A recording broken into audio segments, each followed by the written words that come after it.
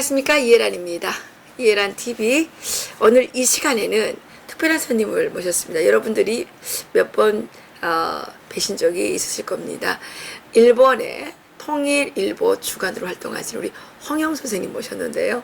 그동안 홍영 선생님께서는 이 방송에 출연하셔서 여러분들이 알지 못하는, 꼭 알아야 하는 소식들을 전해주셔서 인기가 참 많으셨죠. 이번에 또 출장차 오셨는데 제가 정말 무릅쓰고 우리 홍영 주간님을 모셨습니다. 선생님 안녕하십니까? 예, 안녕하십니까? 예. 더위에 얼마나 고생을 하십니까? 예, 고맙습니다. 또 오늘 여러분들이 그 욕자라는, 다른 사람들이 욕하면 절대 어울리지 않아요. 근데 이분이 욕하면 너무너무 뭐 정상적으로 막 보여요. 예, 우리 욕쟁이 성상훈 기자. 원래 욕을 안 해요. 참 착한 청년인데 세상이 이렇게 만들었습니다. 우리 성상훈 글로벌 디펜스 뉴스 기자님 모셨습니다. 예, 반갑습니다. 예. 선생님, 지금 한반도 정세가 날이 갈수록 지금 예측 가능하지 않은 상황으로 가고 있습니다. 작년만 해도 북한이 이제 당장 미국의 미국의 B&B 뭐 이런 데 비해서 오다 맞을 것 같았는데 요즘은 또 뭐 아주 평화적인 분위기로 간다고 지금 일부러 속이고 있고, 그리고 대한민국도 지금 대북 제재를 계속 지금 어기는 방향으로 가고 있거든요. 일본은 어떻습니까?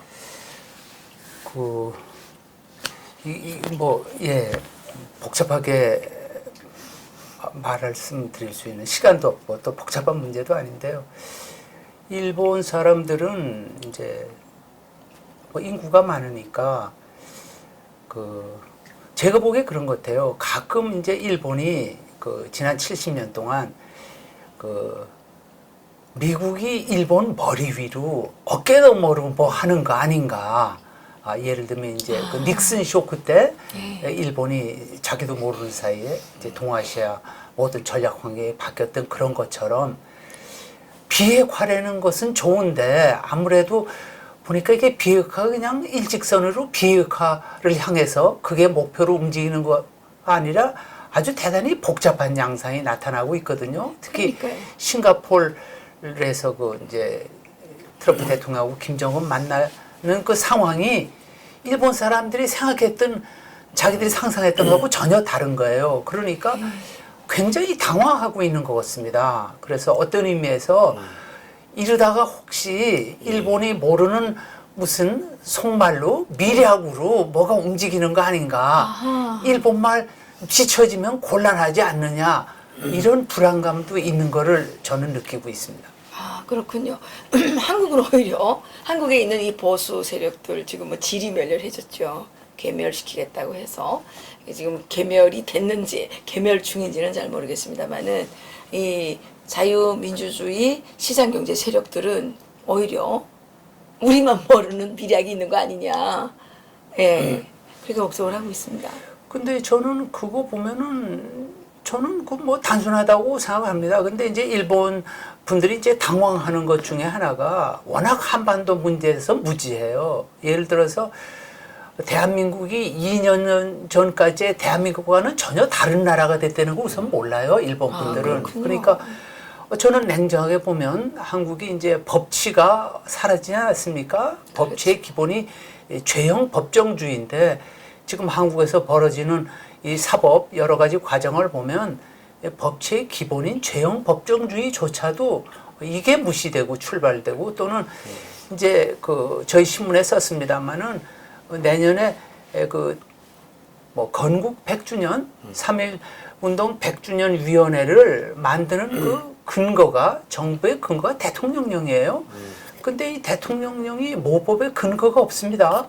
헌법농단인가요? 그러니까 법률에서 위임한 사항을 이제 시행령으로 뭐 여러 가지 영을 만들게 되는데 대통령령 자체가 법적 근거가 없는 이런 이거는 법치 국가에서 있을 수 없고, 이거 우리 제가 말씀드린 죄형 법정주의에서는 없는 국정농단죄죠. 정말 이런 거야말로. 그런데 그러니까 어떻게 극단적으로 말씀드리면요.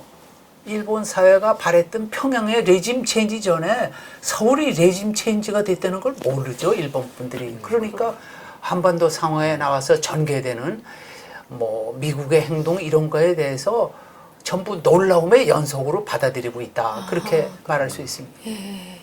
예.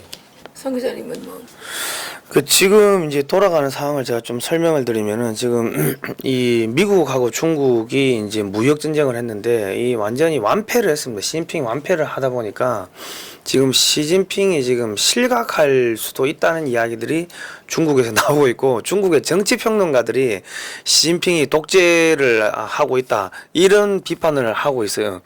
그러니까 지금 그리고 지금 뭐 공안들이 그 시진핑 관련 뭐 사진이나 이런 거 벽보들이 붙어 있는 거를 다 떼내고 있고, 그리고 시진핑이가 시진핑이 뭐 이렇게 명령을 해서 했던 그러한 정책들을 전부 중단시키는 그러한 일들이 지금 벌어지고 있습니다. 중국 내에서요. 그러다 보니까 지금 북한 같은 경우는 미국은 지금 북한을 갖다가 폭격을 하려고 해서 벌써 폭격했겠죠. 그게 아니라 이 친미화시키는, 중국의 영향권에서 떼내는 이런 작업을 하고 있는데, 이거 우리가 기업에서 우리 보면은 상대방 기업을 무너뜨릴 때 그 밑에 있는 하청 기업을 이쪽으로 해, 우리가 돈 3배 더 줄게, 이런 식으로 빼와 버리면은 그 체인이 끊어지면, 생태계가 끊어져 버리는 거죠. 그렇게 해가지고 상대방을 박살내는데, 지금 미국의 트럼프 행정부가 하는 거는 북한을 중국에서 떼냄으로 인해 가지고 지금 이 북한에 지금 미군이 들어가는 그러한 상황을 연출하려고 하는 겁니다. 지금 그러니까 지금 뭐 최근에 지금 뭐 북한에서 뭐 미사일 발사 기지를 해체한다 뭐 이런 이야기가 지금 나오고 있고, 그리고 뭐 한 2주 전 뉴스를 보니까 미국하고 북한이 공동으로 유해를 발굴하기로 합의를 했다. 이야기가 나오고 있는데, 공동으로 유해를 발굴한다는 거는 결과적으로 미군이 들어가야 되는 겁니다. 미군이 들어가 버리면은, 사실은 여기에 미군이 들어가 버리면은 남한도 그렇고 일본도 그렇고 전략적 가치는 확 줄어들기 때문에 미국이 사실은 여기 버리지는 않겠지만은 신경을 덜 쓰는 그런 상황이 될 수도 있습니다. 그래서 지금 상당히 복잡하게 돌아가고 있는 상황입니다. 예. 그런데 이런 상황에서 일본의 대응은 있는 건가요? 이제 일본이 70년 이상 이제 평화를 누렸잖아요. 네. 평화를 누리다면 이제 저희가 사람 몸도 단 며칠만 누워 있어도 걷지 못한다고 하는 것처럼, 그렇죠. 너무 오래 2세대 이상의 평화 기간 동안에 이분들이 뭐랄까 이런 200년에 한 번, 뭐 300년에 한 번, 100년에 한 번의 이런 역사적 격변기가 오면 그거를 능동적으로 이제 맞지를 못합니다. 원래 이제 그런 평화 속에 젖어 있는 건 수동적일 수밖에 없는데, 지금 일본이 뭔가 세계적인 또 다른 변화가 오고 있다. 이제 일부에서는, 전문가들 일부에서는 뭐 솔직히 지금 어떤 의미에서는 제4차 세계대전, 그러니까 예를 들어서 동서냉전을 제3차 총을 쏘지 않은 세계대전으로 본다면 지금 중국의 미국에 대한 패권 도전에 대한 이 지금 상황은 사실상 뭐 냉전으로 끝날지 그 이상으로 될지 모르지만 이것이 최소한 우리가 여기서 말할 수 있는 것은 미국과 중국의 또 전면적인 냉전이 시작됐거든요. 그렇죠. 이제 이 문제를 일본 사람들 중에 극히 일부 전문가들은 그걸 알고 대부분 사람들은 그런 거를 수용할 만한 그런 지식 기반이 없기 때문에 자기들이 생각하던 이웃 국가와의 통상 교역을 통한 뭐 좋은 관계 이런 것만 생각하는 분들이 거기에 지금 이제 트럼프 대통령이 그 판을 흔들기 때문에 충격이 오는 것은 느끼면서 구체적으로 충격의 정체는 잘 몰라서 당황하는 그런 느낌이 듭니다. 그래서 이제 저희가 재미있는 현상은 벌써 그러니까 한 5년 됐나요? 이명박 대통령 임기 말부터 그다음에 박근혜 대통령은 3년 반 동안 임기 내내 일본에 한 번도 못 오셨죠. 대한민국 건국 이래 정말 일본 땅을 재임 중에 못 지나가 보신 대통령이 돼버렸는데, 그렇게 해서 한국에 대한 극도의 혐오감이 했던 것이 지금 어느 사이인가 미중 이 냉전을 통해서 예. 중국에 대한 경계로 돌아가고 있어요. 그래서 이분들이 이제 한국이 반일 국가라고 자기들은 그 언론들이 떠들으니까 그렇게 알았는데 뭐 작년 말부터 인구 14억의 중국 사람보다 인구 5,100만 명, 200만 명 한국 사람이 일본을 더 많이 오거든요. 예, 그렇죠. 그러니까 이걸 보면서 뭐 반일 뭐 이건 아닌 것 같다. 아, 그렇게 지금. 예, 그런데 문재인 정권은 틀림없이 반일이고 적인데 한국 사람은 반일은 아니다. 우리가 뭘 잘못 알고 있나 하는 이런 당혹감들을 느끼고 있는 거를 그런다. 그래서 지금 말씀하신 대로 중국에 대한 그 문제가 있기 때문에 뭐 이제 저희끼리 일본에서 전문가들끼리 이제 이야기할 때 저는 그렇게 이야기합니다. 중국의 한반도 정책은 한국을 대만화하는 것이다.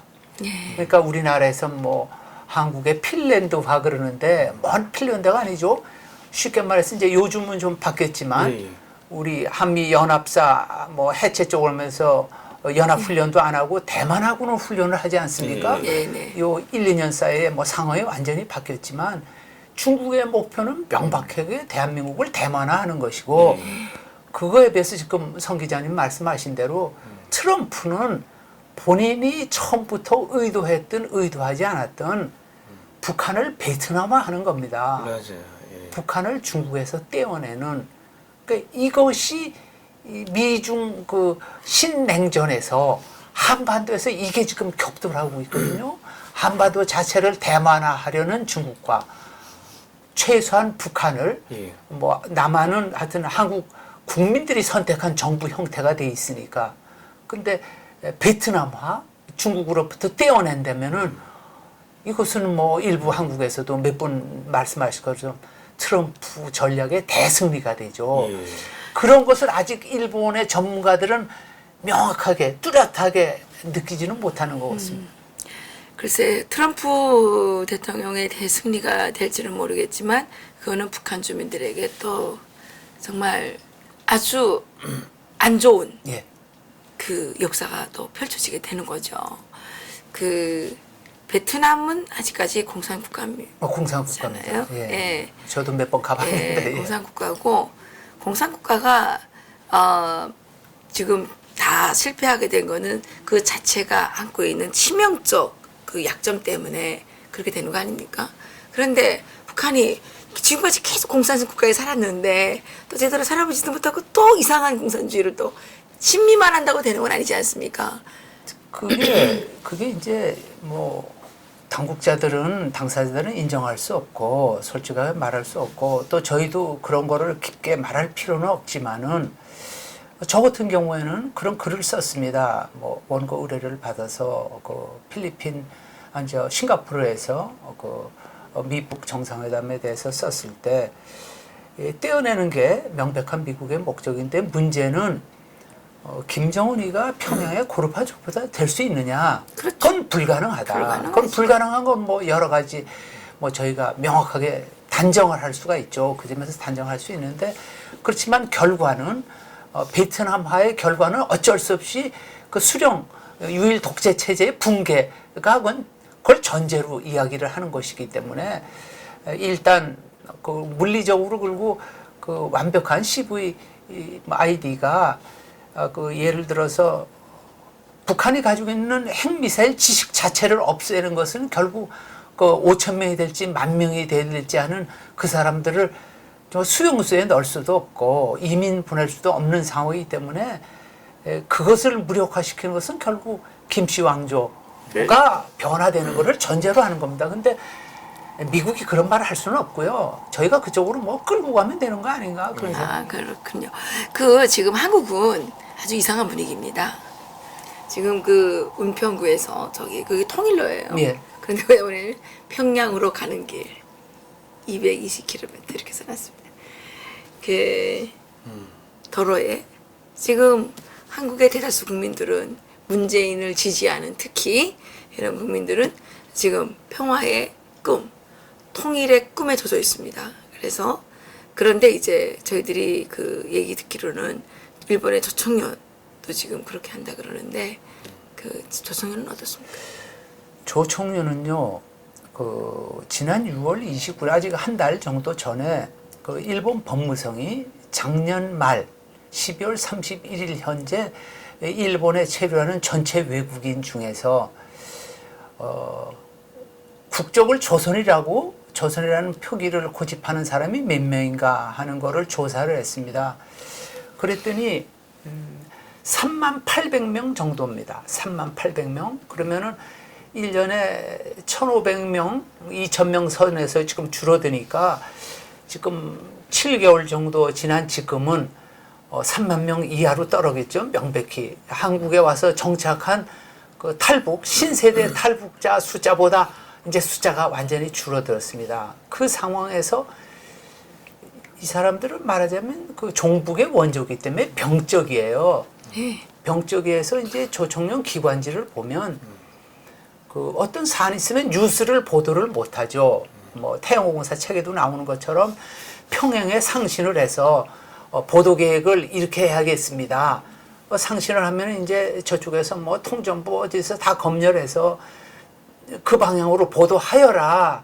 이렇게 떨어지면 이제 그때 조총련 기관지가 보도를 합니다. 그러니까 대개 빠르면 일주일 아니면 열흘 후에야 반응이 나옵니다. 그러니까 트럼프, 김정은 회담은 그 팩트 자체를 전하는 것도 일주일 이상이 걸리는 겁니다. 그건 뭐 뉴스가 아니죠. 뉴스도 아니고 그건 뭐 그러니까 그렇죠. 네. 그 한심한 짓에 매달리니까 자기들 생각이 아니라 쇠뇌된 자들의 단순한 조건 반사적인 행동만을 하고 있어요. 그러다 보니까 그래서 저희가 뭐 우리 국내도 가끔 소개되지만 조총련 기관지를 보면 그 평양에 통전부나 이쪽에 사무총사가 지금 무슨 생각을 하는지를 알 수 있다는 것이 그래서 그 말이 나오죠. 그런데 지금 갈팡질팡합니다. 문재인과 함께 새 시대를 열었다 했다가 지금 뭐 닥치고 있어라 이런 게 나오니까 자기들도 쪽이 팔려서 뭐 말이 안 되잖아요. 뭐 그러면서도 한편 국내에 저도 이번에 알았습니다. 그 민 플러스라는 저는 그게 뭐 민중의 소리가 바뀌었나 뭐 이제 이렇게 처음에 착각을 했는데 보니까 민 플러스라는 새로운 종북 매체가 생겼어요. 이놈들이 조총련 기관지하고 제가 듣기에 8월 9일인가 뭔가 같은 공동 행사를 한다고 그러면서 그것뿐 아니라 아마 그 전에 지침이 나왔던 것 같습니다. 그래서 민단을 향해서 뭐 여러 가지 제안을 뭐 같이 우리 민족끼리 이런 제안을 하고 있습니다. 그런데 저희가 이제 제일동포들 자체가 그걸 인식을 못하고 아니면 이제 한국에서 저희가 모르는데 일본에 사는 외국인 중에 절대 다수가 제일 한국인 코리안이다라고 많은 사람들이 생각하는데 일본에 사는 코리안은요 전체 외국인의 5분의 1입니다. 전체 외국인의 5분의 1이고 조총련이 아무리 뭐 발광을 하고 뭐 저렇게 떠들어도 조선으로 국적이 표기가 되고 뭐 수령님이 어쩌고 하는 쟤들은 전체 외국인의 0.5%가 안 됩니다. 그렇군요. 그러니까 이미 존재 자체가 의미 없는데 이제 평양은 지금도 그게 무슨 뭐가 되는 것처럼 아직도 그걸 이용하려고 하고 한국에서는 이제 그 종북들이 뿌린 씨앗에서 자라는 국내 종북이나 매체들은 지금도 조총련이 활동하면 그게 뭐나 되는 걸로 착각들 하고 있죠. 실제로는 뭐 저거는 소멸 직전에 그런 상태입니다.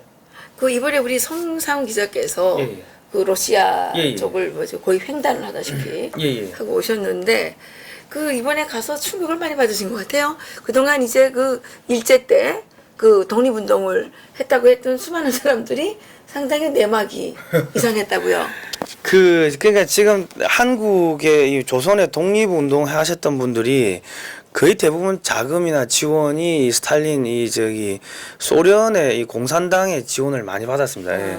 많이 받아가지고 야 이게 놀라는 게 홍범도 장군 뭐 이렇게 뭐 일본 때려잡고 그거 좋았는데 나중에는 뭐 홍범도 장군이 스탈린 만나 뭐 권총도 선물 받았다 그러고 그 뭐 저 알마티 그 카자흐스탄에 가면은 뭐 끄질 오르다라는 지역인데 거기는 뭐 홍범도 장군 뭐 거리도 있고 뭐 그렇다 그러더라고요. 그러니까 우리가 역사책에는 뭐 홍범 장군이 그쪽으로 끌려가서 이렇게 뭐 그 고려극장의 수위로 있다가 죽었다 뭐 이렇게 뭐 나오는데, 수위라 하면은 뭐 청소부하고 잡일하고 뭐 이런 거라고 우리는 생각을 하는데, 고려극장 자체가 소련에서 운영을 했던 뭐 이 국립극장이었습니다. 그러니까 지금도 카자흐스탄에 국립극장이고 고려극장이 있는데, 그리고 거기에 차관급이 그 극장장이더라고요. 그 정도로 이렇게 높은 저희 직위, 가서 공무원을 하셨거든요. 예, 거기에 이제 공무원을 하셨는데,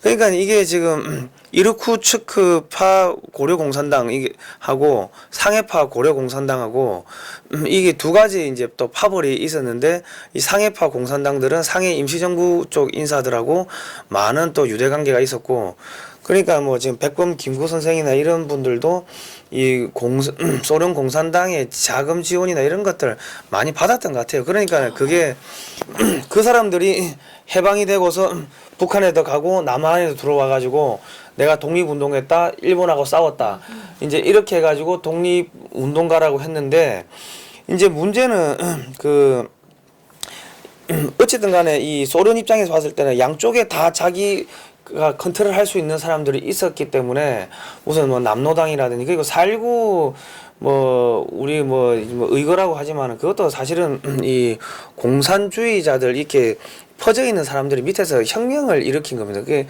그 부분에 대해서 예. 말씀하시는 분들이 있더라고요. 그러니까 그 왜냐면 혁명이 이제 함락돼야 이제 전모가 드러나겠죠. 그러니까 이제 그 간첩 성시배기가 한국에 와가지고 1947년도까지는 우리나라가 남북한이 공이 조선은행권을 썼는데, 47년도 12월 달에 북한이 갑자기 화폐 개혁을 하는데, 그 폐기된 돈들을 남한에 가지고 와가지고 그 언론사를 10개를 세웠습니다. 예.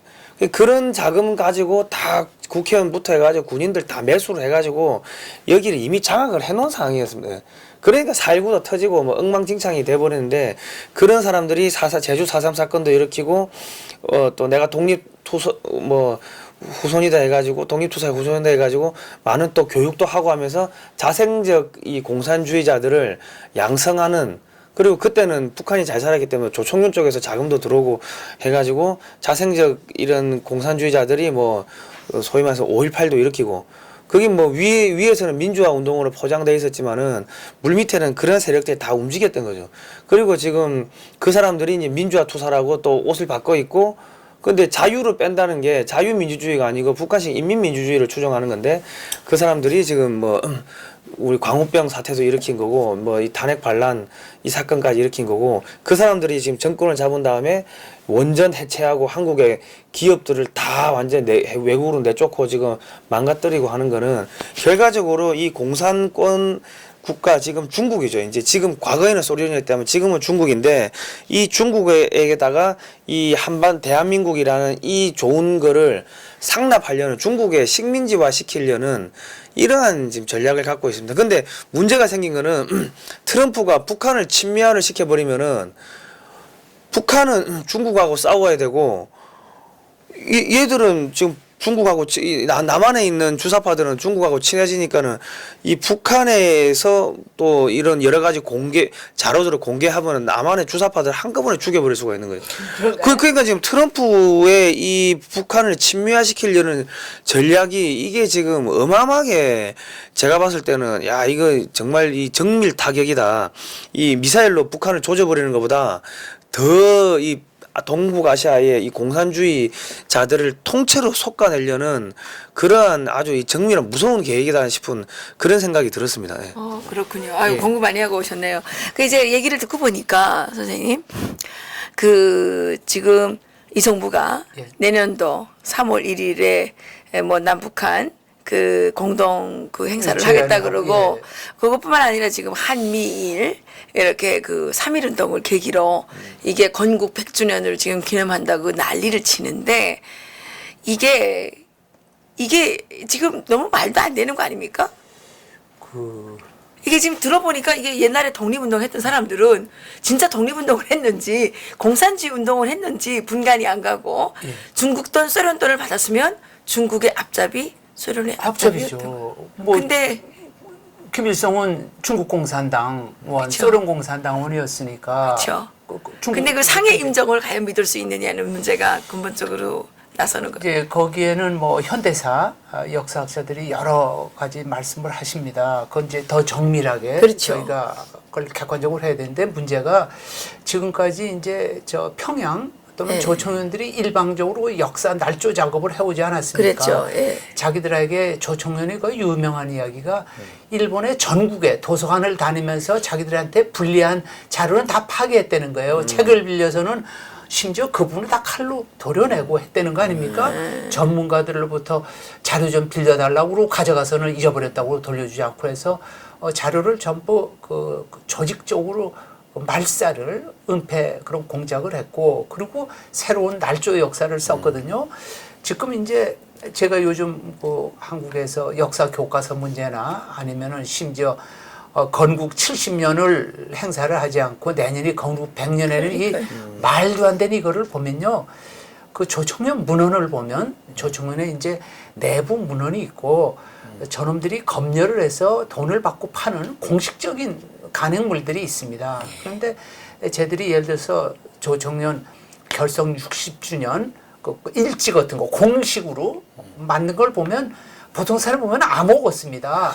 그게 일지니까 이제 큰 사건은 다 나와야 되는데 자기들의 입장에서 수령님의 입장에서만 일지가 편성됐으니까 보통 사람들은 무슨 말인지 모르죠. 예.